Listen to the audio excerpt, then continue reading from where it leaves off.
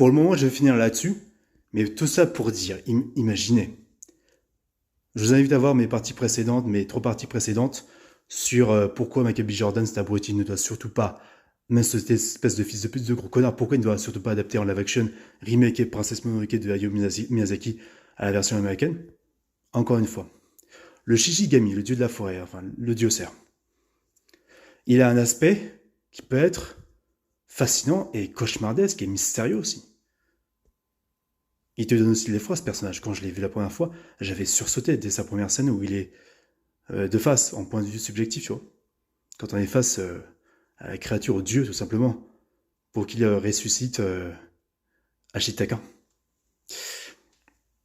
Donc aussi, ça veut dire que si Michael B. Jordan fait un remake, il va faire non seulement plan par plan, mais il pourrait faire aussi des changements comme genre rendre San plus actif, la mettre encore plus en avant, et mettre Ashitaka de côté, alors que c'est le héros principal de l'histoire, qu'on le veuille ou non, parce qu'il a été blessé par le sanglier maudit, et il doit aller trouver un remède pour se soigner.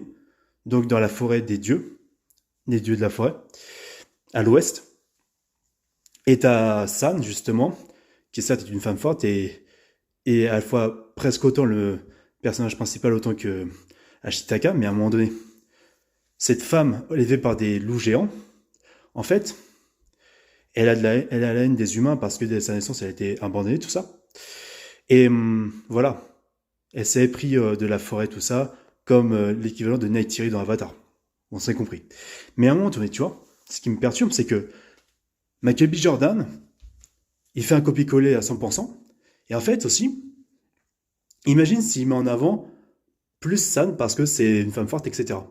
Mais Ashitaka est un homme fort et aussi un vrai mec, tu vois. Un vrai personnage fort, masculin. Mais à un moment donné, il est dans ce juste milieu pour établir la paix dans le monde. Et en fait, même sa réplique qui dit il faut avoir un regard serein sur le monde. Et c'est lui qui rétablit la paix et l'équilibre dans le monde.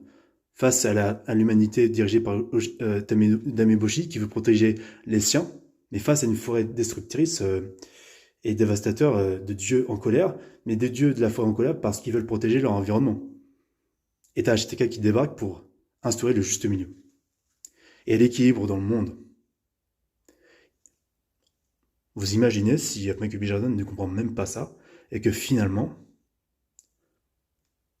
le concept de Hayao Miyazaki, tout ce propos-là, en fait, est sali par des idéaux politiques ou je ne sais quoi.